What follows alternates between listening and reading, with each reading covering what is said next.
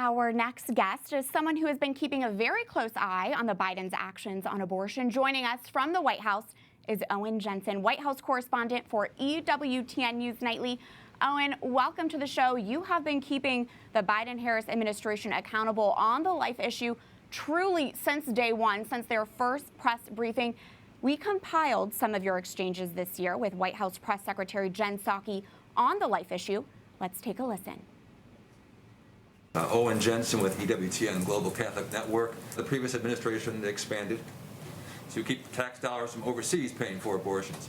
So what is President Biden planning on doing on those two items right now? Well, I think we'll have more to say on the Mexico City policy in the coming days. But I will just take the opportunity to remind all of you that he is a devout Catholic and somebody who attends church regularly.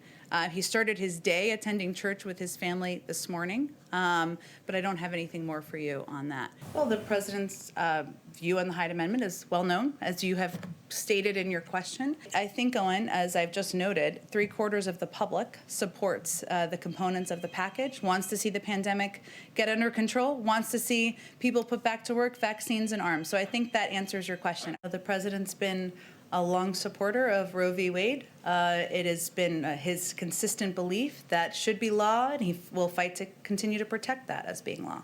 He has a difference of opinion, and he respects their difference of opinion, but he has been a supporter of the Equality Act, and he also is a practicing Catholic and attends church nearly every week. All right, Owen, those were all the answers to your questions. How would you describe the administration's actions on abortion? Well, Catherine, first of all, great to see you. Good to be on your show. Well, the list of actions, as you mentioned earlier, at the risk of repeating, but they're growing by the day. I've got them right here. The Mexico City policy that came in, gone, revoked. President Trump's Protect Life rule regarding family planning clinics, gone. They just lifted the ban on researchers using fetal tissue from elective abortions. You talked about the Hyde Amendment and also making it easier for women to get abortion pills during the pandemic. So every day, my little list here keeps growing, and it's clearly evident just how pro-abortion this administration is. As we heard, Jen Psaki frequently cites the president's Catholic faith, doesn't she, even though his abortion stance directly contradicts it?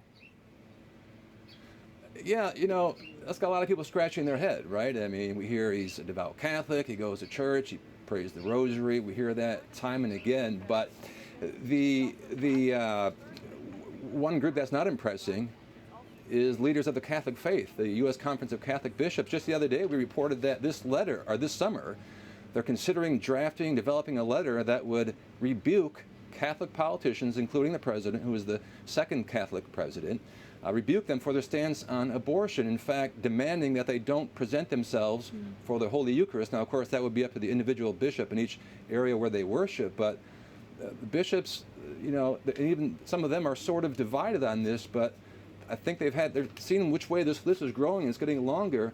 I think, you know, it remains to be seen what they do with this letter, but you can see where that's going.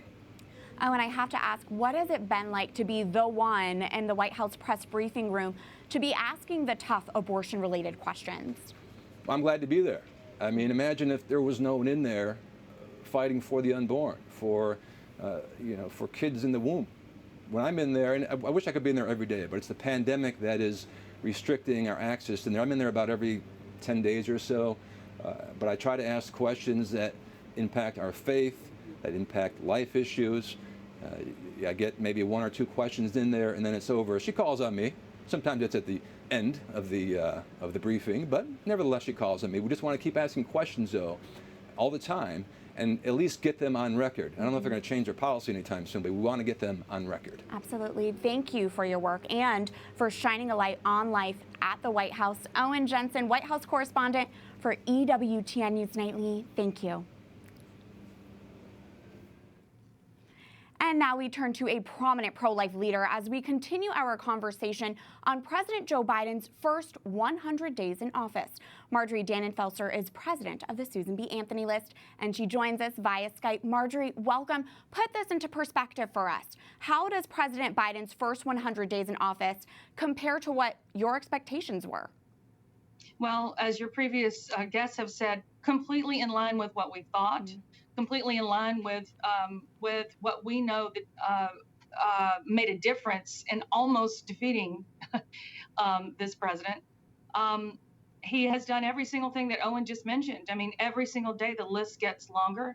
Our team works very closely with members of Congress, senators, and staffs, trying to do the best we can to make sure that we take advantage of this 60-vote ability to invoke filibuster to keep some of these things at bay. But on the executive level, it's been a nightmare. It's been a tsunami of pro-abortion legislation, exactly what we thought would happen. Catherine, I just want to say, especially in the middle of this conversation that you're having with these great guests, that I believe what we saw at the State of the Union message is that he really believes, and especially with the comments that you've made recently about his Catholicism, that he believes that that this evil that he is meting out and that he is hiding from the American public is going to go unnoticed. That's why he didn't bring it up in the State of the Union. It's why he never talks about it. He leaves it to these briefings and every once in a while to say something about how Catholic he is. But evil is evil, whether it's in dark or in light, and it is our responsibility and yours, and thank you for that, for bringing it up and making sure that everyone knows what is actually happening here. Well, on that point, as a fellow Catholic, what's your reaction to how the administration, White House, is playing up the president's Catholic faith as a response to these questions on abortion, because his actions on abortion contradict the church's teachings? Well, life, every pope in modern history has written about and spoken directly to the fact that life is at the heart of the church. This issue is so close to our Creator. And to defy that, to undermine that, is to go against the heart of the church, which is exactly what he's doing. As a convert to the faith, this was a draw for me. And for him, it is a repellent. He is rejecting the church, but likes to have the veneer of what his spokesperson says is a churchy type of person. Well, he's definitely not a Catholic churchy type of person. He's a person who has decided to have the veneer and the aura and the smell of Catholicism, but not the content. There was no mention of abortion in his joint address to Congress, but in his rebuttal, Republican Senator Tim Scott said that President Biden is in favor of tax dollars for abortion. Marjorie, what did you make of Senator Scott's response? I thought it was original, beautiful, inspirational, uplifting. Everyone should go online and listen to his response. I've never heard anything like it. He really, at the very end, invoked what must be invoked, which is our souls. That this is about the soul of our nation. In his words, it's about redemption. He said when Christianity came into his life, it changed everything. And I believe also what he said is true, that this is not a moment of hopelessness. This is a moment of hope. Original sin isn't the whole story, he said. The real story is what we do now. And we are winning more than we're losing. But this is a dark moment. But it's a moment to make sure that everyone sees what's happening so that we know where we want to be in contrast. We have 1 minute left, Marjorie, but can you just preview what further action on abortion are you expecting from the Biden-Harris administration? So I'm talking to members of Congress and senators, and our teams are talking to staffs and seeing where these bills are headed. We are concerned very much about the revival of Obamacare and inserting more abortion funding at the heart of Obamacare. They believe it is a medical thing that needs to be covered. We obviously don't believe it's medical care. Also, the Equality Act coming up, treating abortion as if it's a human right that women must avail themselves of, otherwise they can't be free. Those two things are happening. There'll be many more, but that's what's right ahead. We'll keep our eye on them. Marjorie Dannenfelser, president of the Susan B. Anthony List, thank you. Thank you.